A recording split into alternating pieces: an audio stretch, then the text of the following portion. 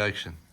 Hello, today I'm going to show you how to tie these two strawberry laces together in a knot called a figure 8 bend. First, make an 8 shape with the first strawberry laces.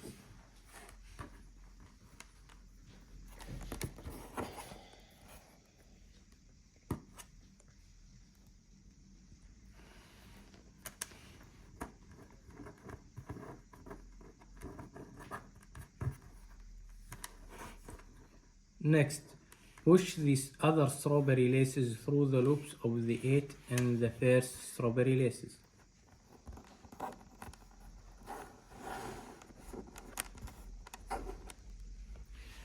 Continue pushing the second strawberry laces through the first strawberry laces 8 until it also forms an 8.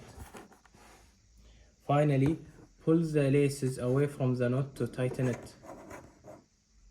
Now you have two strawberry laces tied together with a figure 8 bend.